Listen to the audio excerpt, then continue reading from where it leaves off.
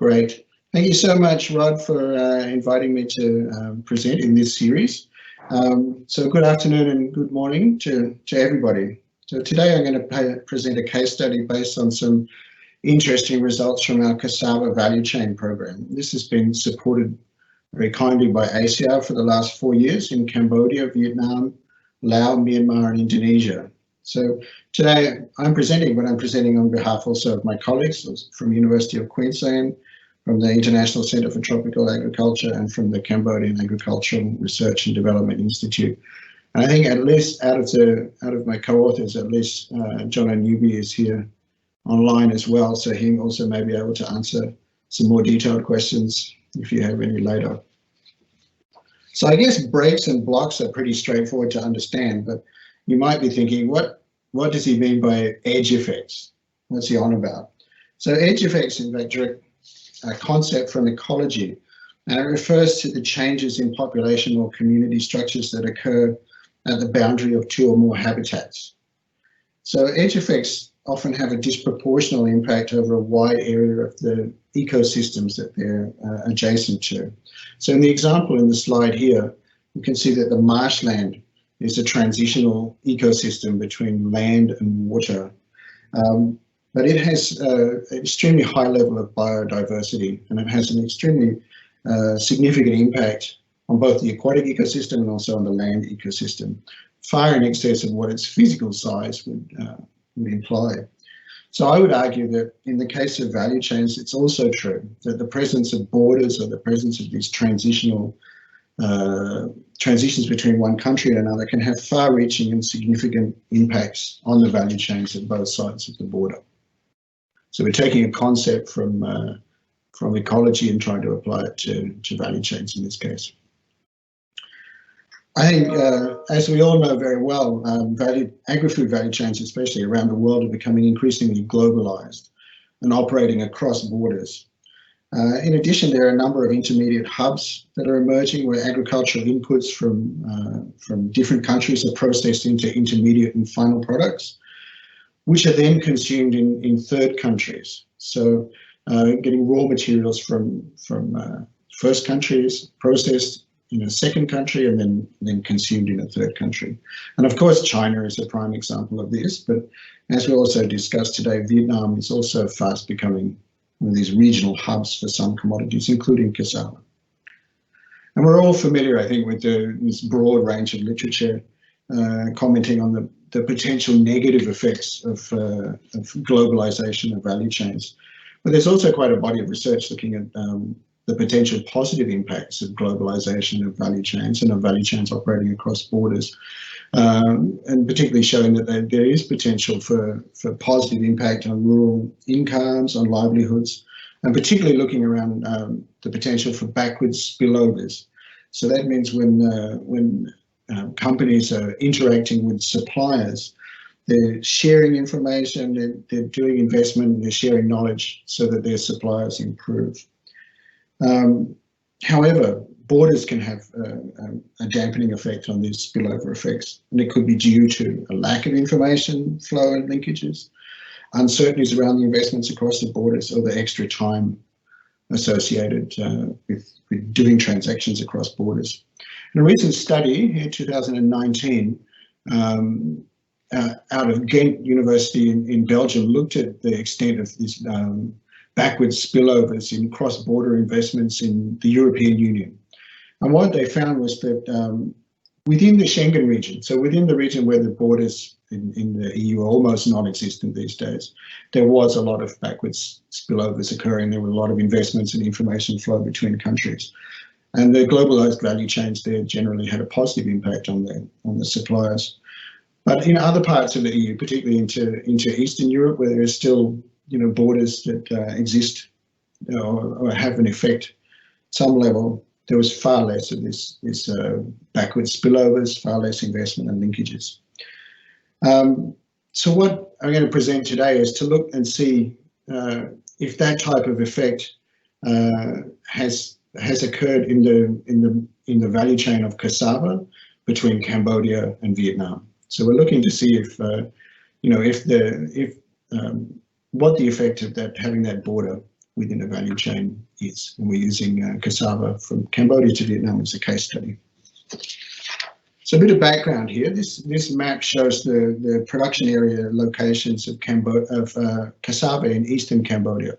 There's also a lot of cassava production over here in western Cambodia, but it's not included on the map today. So Vietnam here is shown in light blue, and each of these little dots on the Cambodian map here represents about 1,000 tons of fresh cassava root production. So as you can see, the greatest density of production is here, close to the Vietnamese border. And in general, it's for a good reason, because almost the entire production of this region ends up in Vietnam. So it's either transported as fresh roots or it's transported as dried cassava chips. There's almost no processing into starch, for example, inside Cambodia. So if we look at the value chain for cassava out of Cambodia into Vietnam, it looks, at first glance, it looks like a pretty standard value chain. You've got smallholder farmers who sell to small-scale collectors who then transport to the collection point of large-scale traders. There's agents operating in the village that buy on behalf of large-scale traders. The larger farmers sell to the large-scale traders who then transport the product down to the border. So this is all for fresh cassava roots. Then the fresh cassava roots move through traders in Vietnam to around 41 factories in Tây Ninh province. So that looks pretty straightforward. But what makes this value chain different from a standard value chain is that there's an international border right through the middle of this value chain. So, and this is a crucial difference between this value chain and a standard value chain. And what it really means is that, in fact, there is a break in the value chain here.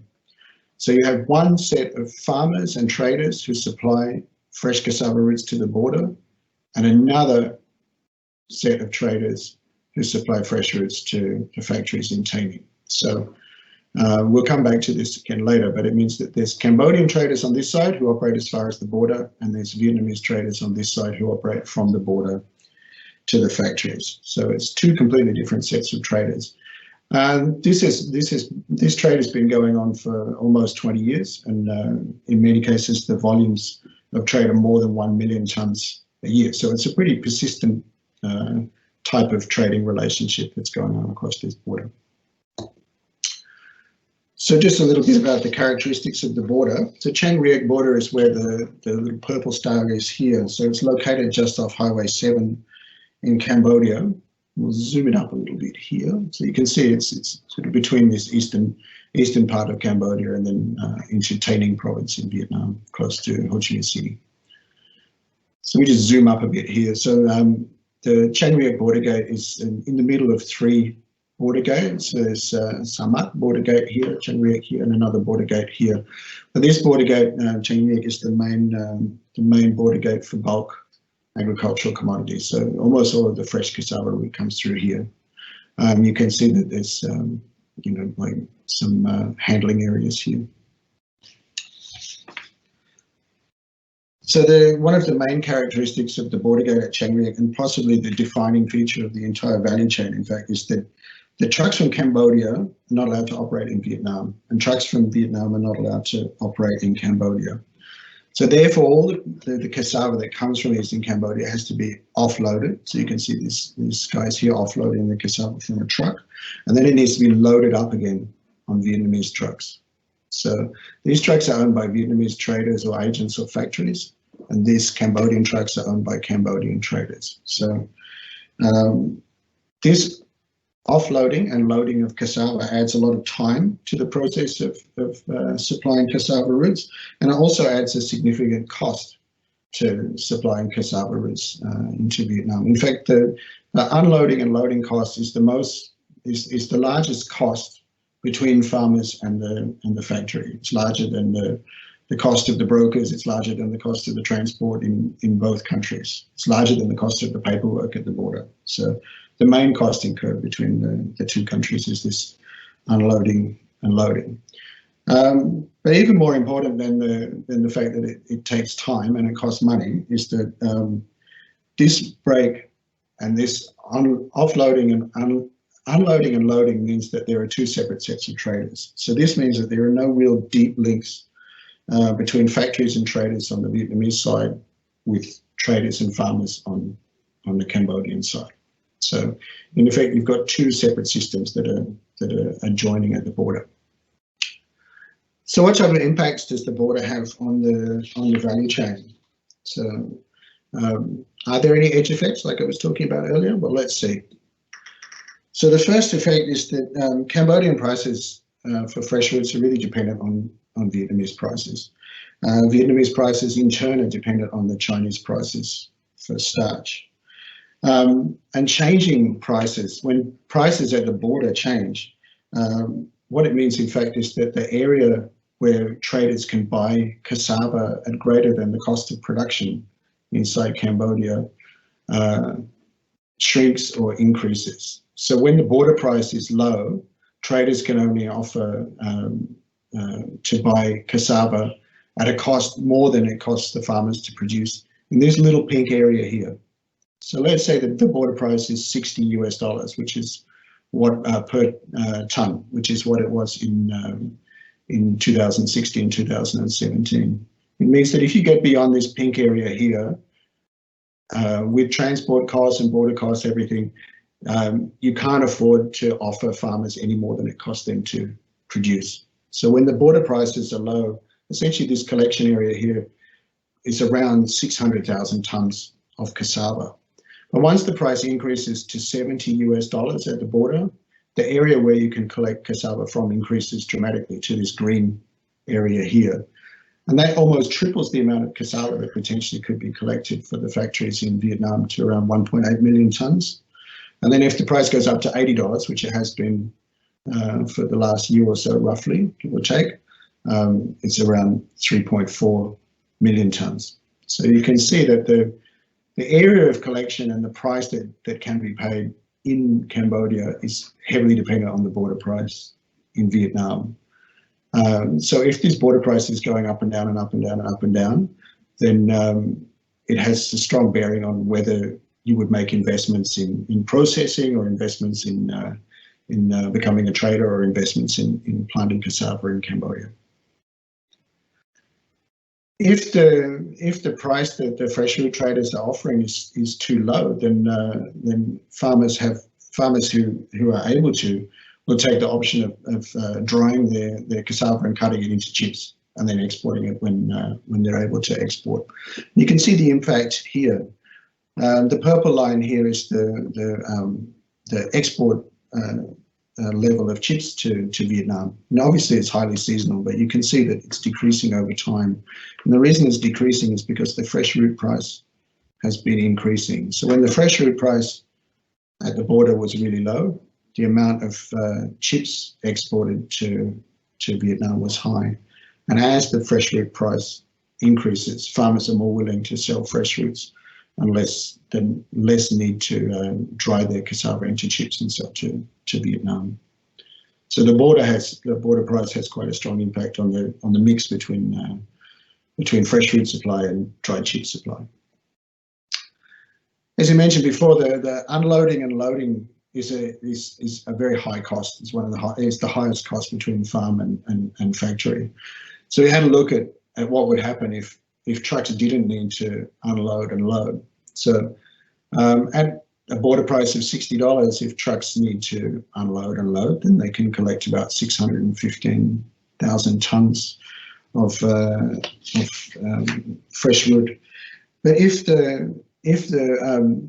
they didn't need to unload and load the trucks and those costs were not in the system, then they could collect far more, almost 1.8 million tons. So the presence of that policy or that characteristic of the border has a very significant impact on the price in Cambodia, but also on the area where it's profitable to collect cassava in Cambodia. It also has impact on the border also has an impact on the level of investment in processing in Cambodia.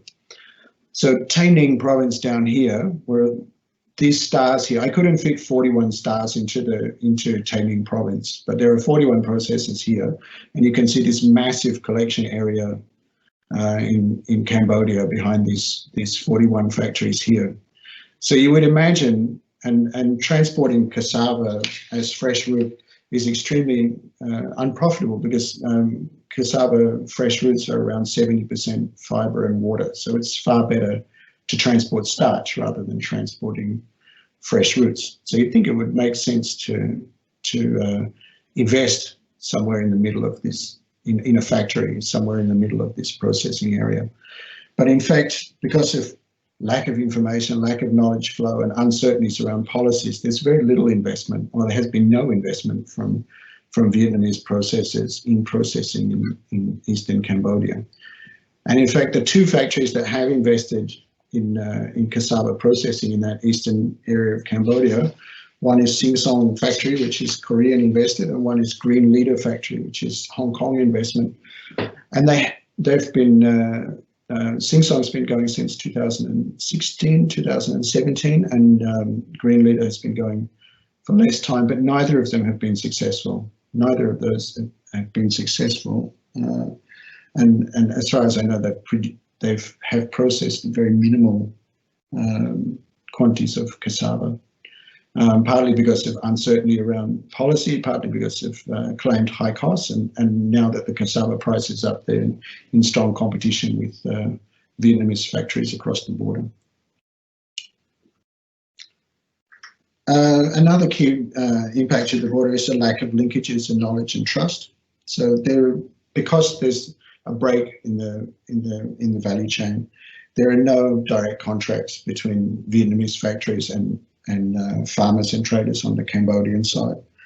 So there's very little incentive for Vietnamese factories to transfer technology to Cambodian farmers, because they don't have particular sets of farmers that they're working with. So the only way for Vietnamese factories, it would be very much in their benefit if Cambodia would produce more cassava, if there were higher yielding varieties of cassava used, if there was less disease in the cassava in Cambodia, that would be very much for the benefit of factories in Tây Ninh.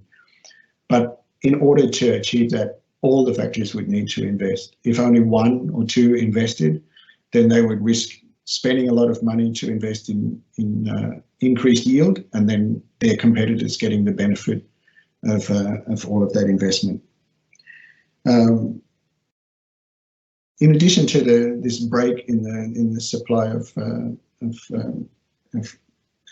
roots, fresh cassava roots into Vietnam, there's also a break in the supply of planting material. So here you can see some diseased stakes of cassava planting material here. There's one set of traders on the Vietnamese side that supply these stakes, and another set of traders, often the same traders that are taking the fresh roots down to the border on the Cambodian side. But when there's a break in that supply chain, then the incentives to supply disease-free stems become less and less. So just to quickly summarize about the impacts of the border.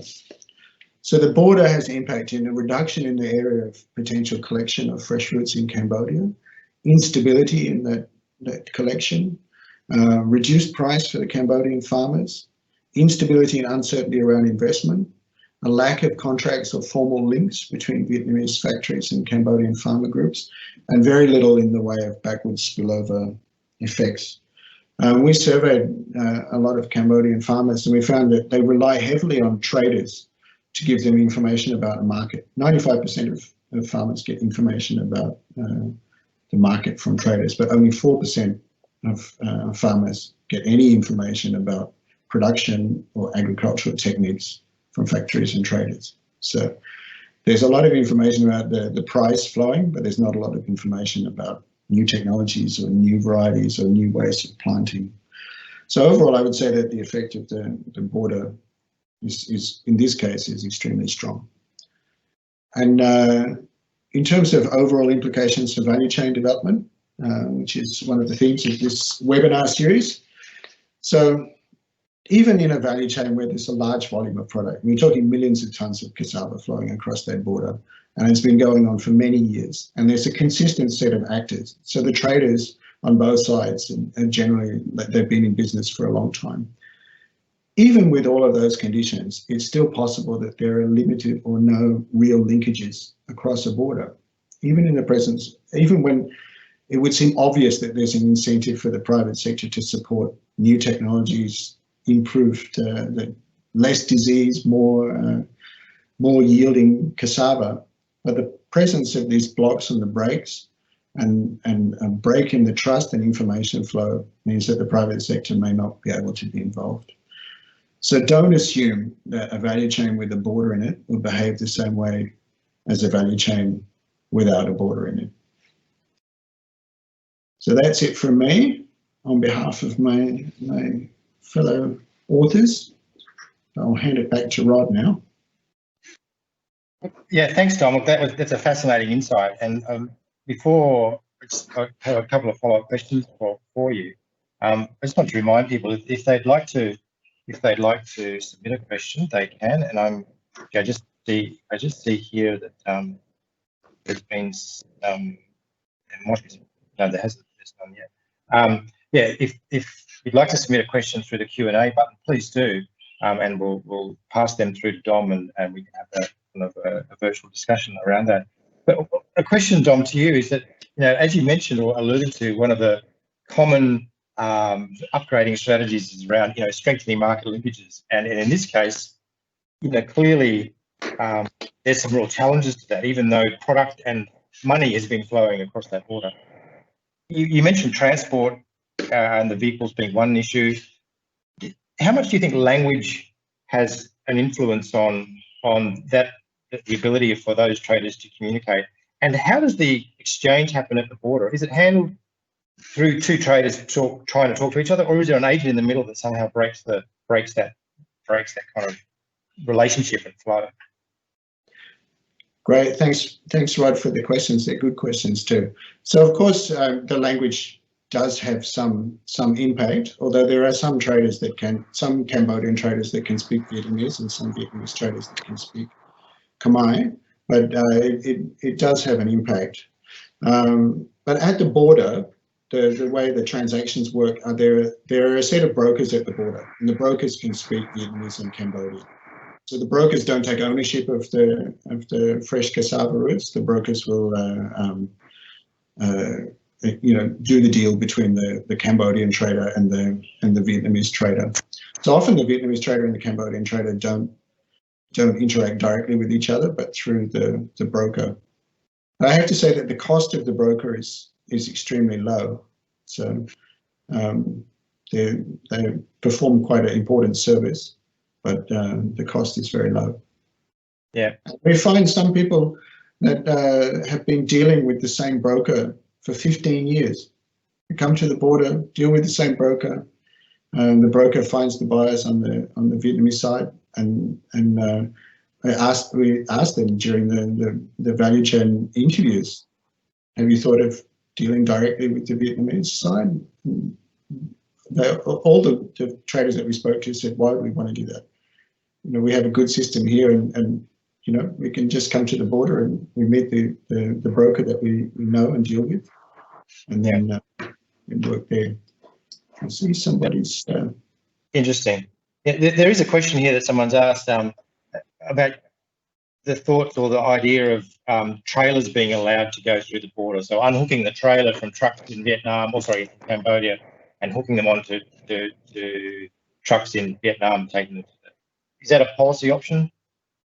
I can't speak for the Vietnamese government or the Cambodian government, but I would imagine that it would be an option that could be explored in terms of if there was that relationship and that longer term trust built up, then that might be a good option to take. One technical issue, which I don't know if I can share my screen here, is that the trucks on the Cambodian side, I'll just try and share here. I don't know if everybody can see. Can you see my... Yeah, we can see your... Yeah. So the trucks on the Cambodian side are often these type of trucks. So maybe a 20-ton sort of fixed truck, whereas the trucks on the Vietnamese side are I forgot the name in English. Like semi-trailers. So Yep. So remorque. So like this decouples here. So then you've got the trailer here, whereas the Cambodian ones are often like fixed. So you can't take this part off. But maybe some transportation or logistics experts would be better placed than me to know about that. But I would think that would be potentially a good solution. Yeah, and there's another follow-up question around this, is there any precedent in either Vietnam or other countries where trucks can cross the border and can continue away to the processor? I know, and you confirm this, in Laos and Vietnam have a relationship where trucks can cross the border on both directions, and Exactly. also, and Thailand and Laos has the same as well. And of course, there's approvals for the journey and the route prior to the journeys and what have you. But it's interesting that Vietnam and Cambodia doesn't have those same arrangements. So okay, so I'm just looking at some other questions here. Yes, so just to back up what Rod said. Just lost your. Can you hear me, Dom? I've just lost your audio for some reason. Whether it's just me. Or... Okay, can you hear me now? It's just me. You can hear me, Dom, and I'm assuming that everyone else can hear. Well, I'm hoping that everybody can hear me. So the question about are there other countries where trucks can cross the border? Yes. So exactly as Rod said, in Laos, the trucks can cross the border from Vietnam to Laos and from Laos to Vietnam, and you can. There's quite a significant difference between the cassava value chains from Vietnam into Laos. From Laos into Vietnam, in that there's a lot of investment from Vietnamese side, either in terms of trading and bringing fresh routes back into Vietnam, or in many cases also setting up. I've just lost audio completely. I don't know what the problem is.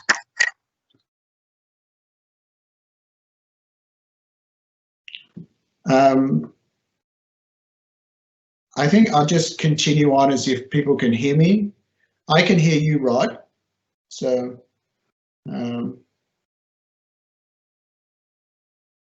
okay, somebody said I can hear him. Dom, so if you can hear me, I'm going to hand over to you. I can't. I don't have any audio. So. You have audio now. All right. We're suffering technical challenges here. So someone asking, expand on why the new factories in the Cambodian side aren't viable. So I think there's a number of reasons why they might not be viable. One of them is that once right now they've sort of reached the stage where they potentially could get up to speed in terms of processing, but the price of fresh cassava root at the border is relatively high. So as we saw when I shared my screen before, and you saw that the map where the potential collection area is for Vietnamese factories, when the border price is high, that potential collection area is very large. So the factories that are starting to operate in, or have been set up to operate in Cambodia right now, are facing a lot of competition from traders that are buying for export to Vietnam.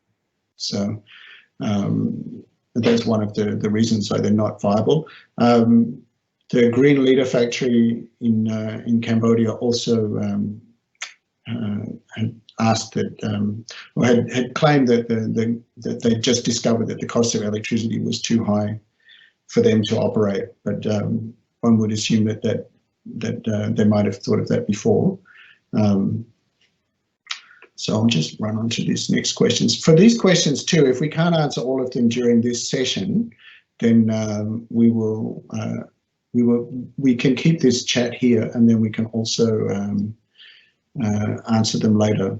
So John has asked a couple of questions. Do we know whether the restriction also has to do with the large amount of soil that comes? This one I don't know. John, it may well have something to do with it, but it's not just the restriction on trucks operating from Vietnam into Cambodia and vice versa is not just for cassava. So I would imagine maybe that the restrictions are not particularly to do with the soil. Jono said also electricity. So Vanang has asked, I can hear you. I wonder what could be incentives for changes for those actors in the chain, farmers, brokers, traders in Cambodia and buyers in Vietnam, that they can act on it. I think that unless there's a change, in my opinion anyway, unless there's a change in the policy at the border that would allow greater linkages to occur across the border, so where it was more advantageous for one actor to be between the farmers and the factories. So either, and that would have to be a change in the border policy, and then also a change in the investment, potentially a change in the investment climate in Cambodia to make investment more secure. Then I think that there would be an incentive for information to flow back into Cambodia. And the other condition that might need to exist for information to flow, for new varieties to flow, for cleaner planting material, is if all of those 41 factories in Vietnam grouped together, for example, like acted as an association or acted together.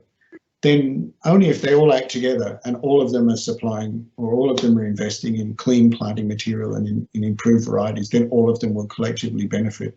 But it just won't work if only one or two or a small number of them do it, because there's just no, if you invest a lot in having higher levels of production in Cambodia, but the farmers and traders can sell to anyone, you might just miss out on all of that increased production. So you're not willing to invest individually.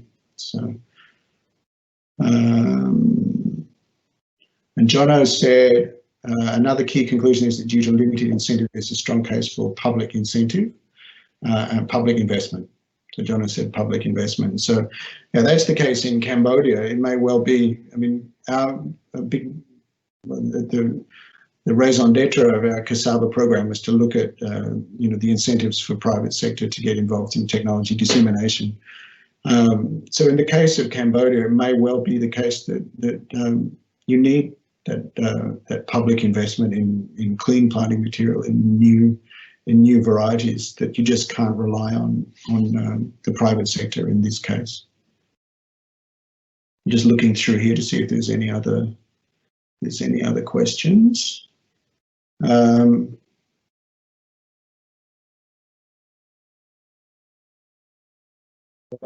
can hear you now. Great. I think that's all of the questions so far. Yeah, Dominic, just a rough final follow-up one. You mentioned the association for cassava processing across the way from. Has there been any interest from? Sorry, Rod, I couldn't hear you for the last part of that question.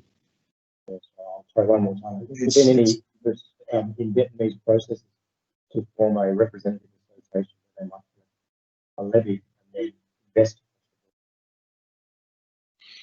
I think that I couldn't get all of your questions, so I'm going to answer answer to what I thought that you might have said. So there is a cassava association in Vietnam, and but as far as I know, they haven't. The Cassava Association hasn't done anything in terms of specifically looking at investments in Cambodia.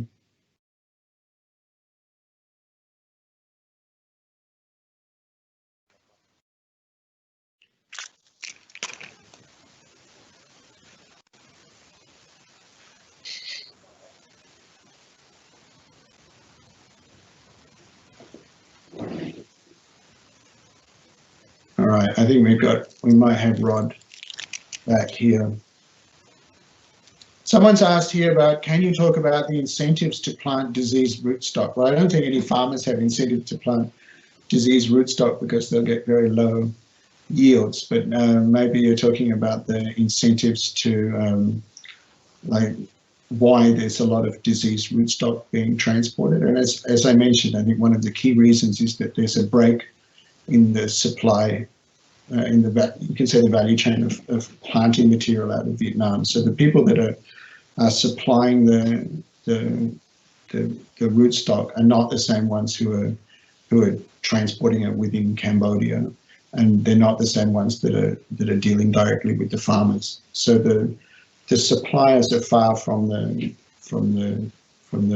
end users. So there may be quite some incentive if you have some disease stock to put it through that channel rather than a domestic channel within Vietnam. I know that Jono's online, so he might be able to answer that question in the chat. So, all right, I'm just reading in the chat what Jono said. We are targeting market leaders to pull the rest along. Companies like Focusept, so that's a processing company with factories in multiple countries. Stems cost $1 in Vietnam and can be sold for $3 in Cambodia. So there's pretty good incentive to transport planting material from Vietnam to Cambodia.